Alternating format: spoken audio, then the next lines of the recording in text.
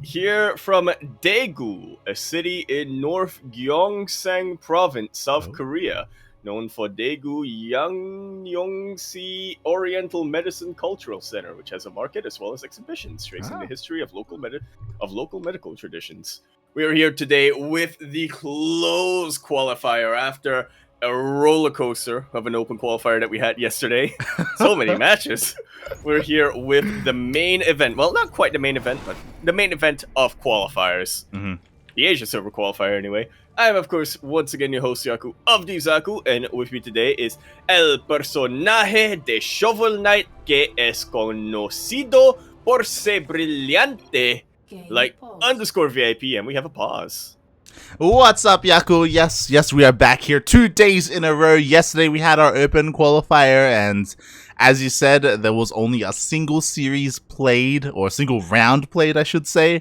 And yeah, it was a pretty short broadcast. But today, mate, the bracket, mate, it's stacked. It's triple stacked, mate. Look at that bracket.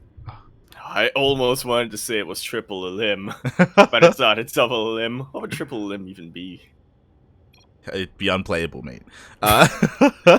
Wouldn't work. But yeah, everyone in the chat, !B in the chat if you want to have a look at the bracket. And mate, it is insane. The best. Basically, all the Koreans are here. Everyone is here, alongside some other players from a couple of other regions. Yeah, the top Koreans are here, the top Chinese players are here, the top Taiwanese players are here, the top Oceanian player is here, and then we've got our wildcards who, anything goes. But, of course, speaking of our top players, this is one of them. Here on 2000 Atmospheres LE, we've got a red Zerg player. It's those power people at it again. I hope not. It looks like we have a little bit of latency issues here, which again, a bit of a feels bad, man. Of course, sometimes this happens when other regions do face off against each other. One of our players is, of course, from Southeast Asia. Yeah, India, to be specific. Mm-hmm. And with that, we are going to be remaking our lobby on the Taiwan server. Yeah. We're going to be remaking a little bit here. Don't worry, everyone. We're still going to dive into our series at some point. There are a lot of series going on right now. Plenty of English casters as well. I'm not too sure, but Wardy, Steadfast, and Chicken Man, I'm sure they have their own series that they're following. Yep. Double check on which ones they are covering at the moment and get back to you. Aside from them, we of course also have plenty of other language casters. Glide. Oh man, he showed up early today specifically because he didn't want to miss anything. Say early, he showed up on time today. Well, he came during the check-in period. Fair enough. For those wondering who were not here yesterday, who were not here last night, Glide, the Russian caster, he showed up. He's like, "Sorry, I'm late, guys. I'm ready. Let's go." And it's like, "Mate, the qualifier's already over." He's like, "What? Wait, what? It's only been like half an hour." We're like, yeah. Exactly. Feels bad, man. Feels bad. Yeah, it was of course the perils of the open qualifier, but now that's all over. We are out of the cold and into the fireplace. Warm yourself. Oh, beautiful, mate. Beautiful. I also feel like I'm in a fireplace. Here in the land of Australia, it's getting really hot as we are nearing closer to Christmas. Of course, that's like the middle of summer for us. No, I'm not ready for it. Oh god, I will see in the coming weeks if I even keep this cam on when casting. Like, I don't know, I may just die. You may have to violate Twitch TOS. Yeah, that's what I mean. In order just to have some whatchamacallit, not get heat stroke. I get you. Someone from the equator, but yes, we are once again spotting here on 2000 Atmospheres LE. We're in the top right-hand corner map, spotting all the way in the top right-hand corner. We have our red Zerg player coming down from the land of Korea. He, of course, is going to be representing Dragon Phoenix Gaming DPG. We have Dark. And spawning in the bottom left-hand corner of 2,000 atmospheres LE, we have the Indian Zerg player. He is blue, representing Alpha X. It is Demi.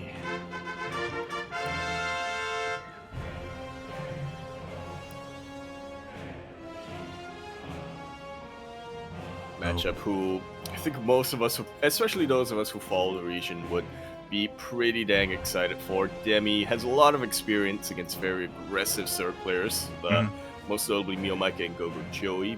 He himself being a pretty aggressive player at that. But Dark kind of takes that to another extreme.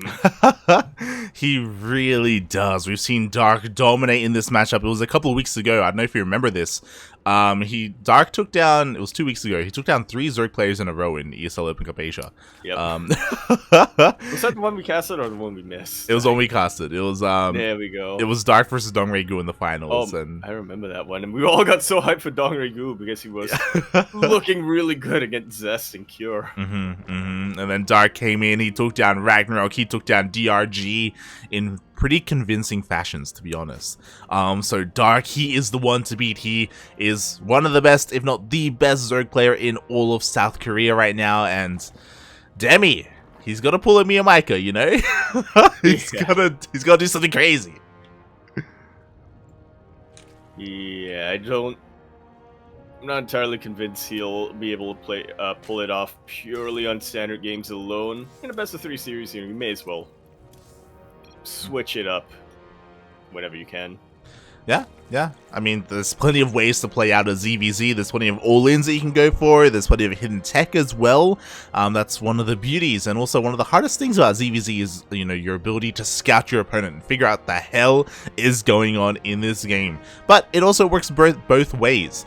So far, though, pretty standard openers, as both players do end up taking their third bases, and Demi, at least, does take his Bailey Nest. Alright, playing it safe for the time being. You may as well in the first game. Just you know, get a little bit of a sense of how your opponent might want to play or how they lean. Yeah.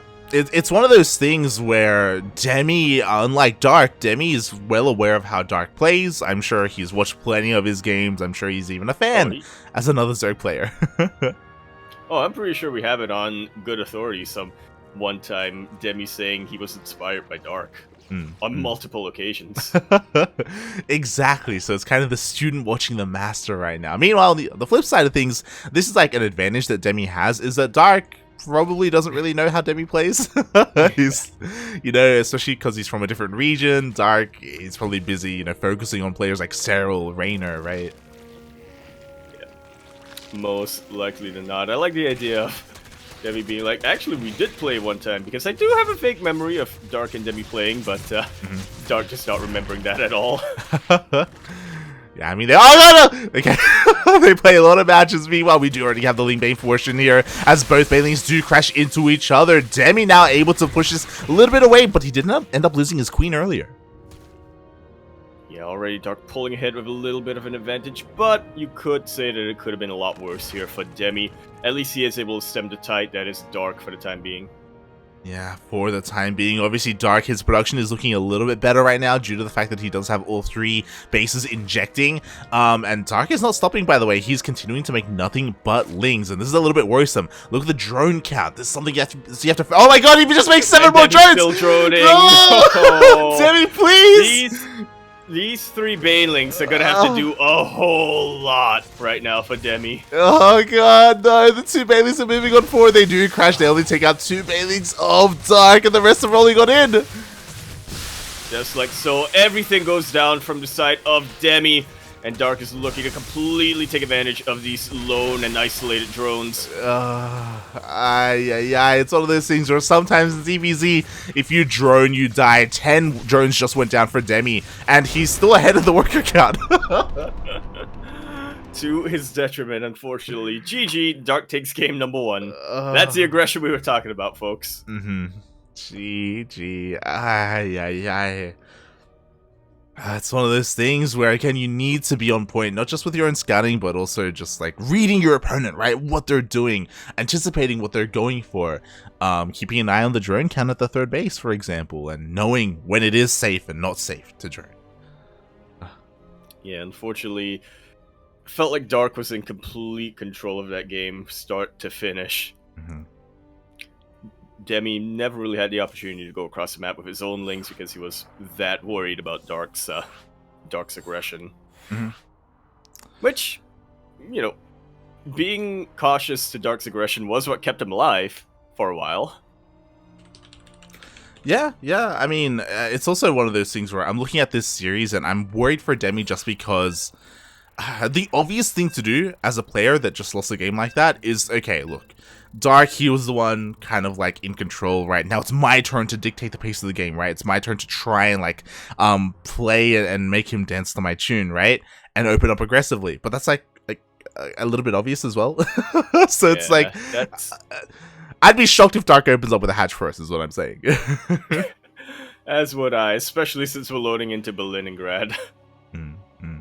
I mean, you say that Demi probably wants to be the player who would want to pull something a little bit out of left field, be a little bit more aggressive here in game number 2, but it is Dark we're talking about on a very short map, so I wouldn't be surprised if instead we get the complete opposite dynamic.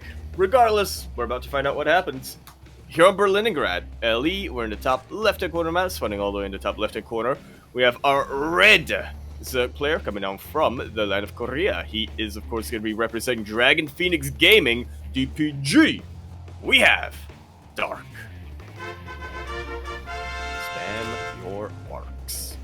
And spawning in the bottom right-hand corner of Berlingrad LE, we have the Indian Zerg player representing Alpha X. Down in the series, but not out. It is Demi. Oh. He just blew up a dog. Oh my god. Get him, Dark! Get him! Do it for the barks. Do it for the barks, mate. Oh god. And I'll be honest, I'm shocked. I got a lot of respect for Demi, at least for this. Both players open up with hatch first. Hot damn. Damn. Balls in these players. Mm-hmm. Of course, Demi's still going to be a little bit safer with a pool first. Mm-hmm. Start prioritizing his hatch gas first, so Banelings?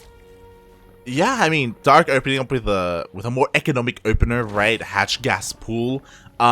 Interesting choice here from Demi because this is kind of safe, but also he still hasn't gotten his gas yet, right? He's delaying it by quite a bit. Yeah. I have to wonder. We've seen a couple of Zerg players go gasless, at least in the start of the game, and then go for a very quick wall and just grab as many gases as they can from there. But I haven't really seen Demi do that build too often. I haven't seen him do it either, but I 100% agree with you. I expect him to wall off and stay on two bases for quite a bit, and then again go on two base play and take all of his gases. What will that lead to, I guess, is what I'm wondering. Obviously he's skipping link speed. I imagine a fast lair. Going two base mid on Berlingrad, that's so ballsy though. That's why it's exactly what I want to see. Show us your balls, Demi. Let's go. Oh my god. Meanwhile, Dark doing, again, very standard things. There we go. Finally, both gases have been taken here for Demi. These slow links for Dark, they're looking to try and slip on in, and ooh. One more hit, and it doesn't get the one more hit. Dark gets a full scout. He notices, wait a minute, that's a very late timing on your gas, buddy. He didn't just notice that. What are you planning? Well, he noticed that. Obviously, he saw the lack of link speed, and Demi is starting to work on his wall. So we'll see how this goes for him. Obviously, because of this gasless opener, like, he's got a decent amount of queens to work with. He's got a lot of minerals, an abundance of minerals to work with as well. And he's got a couple of options, right? Other than a fast lair, he could also, you know, with that lair, go into a Nidus play or something. We'll see as Dark has full map control. Yeah, well, Demi is kind of giving it to Dark here. Sort of saying, I don't need the map control just because of how my build works out, or how, yeah, how my build is meant to function, essentially. Yeah, exactly. It's gonna need it eventually. Yeah, and interesting. Demi's actually focusing on his upgrades instead. I'm also shocked that he did end up getting link speed as well behind this and not saving all of his gas for a lair. So it's looking more like he may want to end up expanding. Obviously much more slower, but much more safer as well. We'll see. We definitely shall. I mean, as safe as this is, I do want to reiterate that Dark does have the map control. He's patrolling as much, as vigilantly as possible with his links. He's got overlords outside of third base locations. It's really not difficult to imagine a scenario where Dark, once he sees a drone move to those locations, he floods immediately with his lings. Yeah, speaking of Ling Flood, that's exactly what Demi's doing. There we go, he pulls the trigger, maybe a little bit too prematurely, but there we go, Ling Speed finally kicks in. He's just sending it across the map with nothing but Lings. Is it going to be enough? Immediately, Dark, he just gives up the third. Yeah, kind of has to. He can't really fight in that location. He does have a couple of roaches on the way, but they are isolated for the time being. Demi with plenty more Lings here. But Dark with a slight advantage in supply thanks to those roaches. Yeah, and the longer this goes on, more roaches are popping out, and the better it is for Dark. I don't think Demi can get this third base at all. What I will say is that at least he's denying mining time. He's getting his own third behind this, but he's a little bit behind in tech. Like, this roach count, it's getting a little bit high, and it doesn't take long to counterattack on Berlingrad. Exactly, even without Galau Reconstitution, which, in fairness, Demi himself is working on at the moment, so he's making the most use of this time he's buying.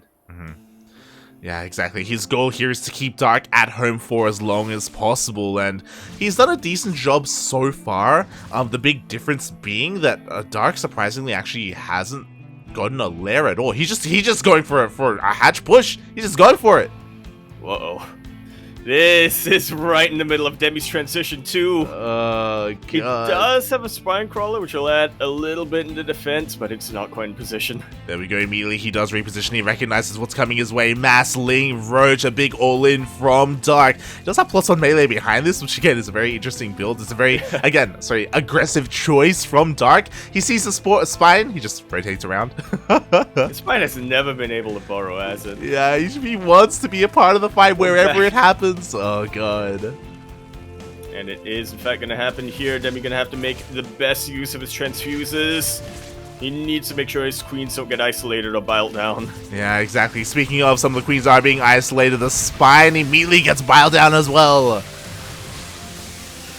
It looks like Demi is holding for the time being. Once again, these queens are providing so much utility for Demi. It's making Dark a little hesitant to actually push in, but now that the fight is going on, the queens are taken out by the Lings, and Dark is overwhelming Demi with his Roach and Ravagers. Yeah, exactly. Oh my god, even all the eggs at the third base get taken out as well. The Roach Ravager is being thinned out a little bit, but he's gonna get the third. Wow. I don't think Dark ever intended for any of those corrosive biles to land on the roaches of Demi. He wasn't just looking at the fight that was going on. He was also looking at, taking some advantage if this, just in case this fight doesn't win him the game. Yeah, and it looks like it will. The Ling reinforcements are amazing, by the way. Like, all these roaches are going down. Plus one melee actually will come into play here due to all these Lings, and he's getting a full surround of these roaches. That's the power of Berlingrad, I suppose.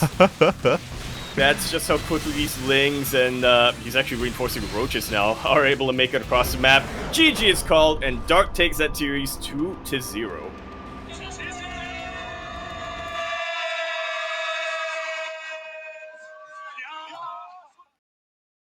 Well played here. Wow. GG, well played. Dark does take the series. It was a very interesting build there from Demi. Unfortunately, it's one of those things where he was like focusing on what he was doing, right, and executing his own build and what applied to that, when he didn't really realize or recognize, yo, Dark, That's a counterattack on the way. Yeah, he's not wasting any resources on a lair, he's not wasting any resources on roach speed. All of his resources are committed into just this big hatch tech push that is very aggressive, very unexpected as well. I'm sure Demi didn't really think of that coming his way until it was already happening, and he's like, oh my god. Yeah. Once again, I think it comes down to that early game map control, because I'll have to double check this in a replay or something, but I don't think Demi was ever able to get into Dark's main, even with an Overlord. Dark was always just able to keep Demi in the dark, if you will. Yeah. And what I will say is that style, that builds from Dark, again, I honestly haven't seen anyone do that on Berlingrad before, but like that's but scary. It makes sense. yeah, it does. It makes a lot of sense. I mean, who needs roach speed on that map, mate? In ZvZ. Not Dark. Not Dark. That's for damn sure.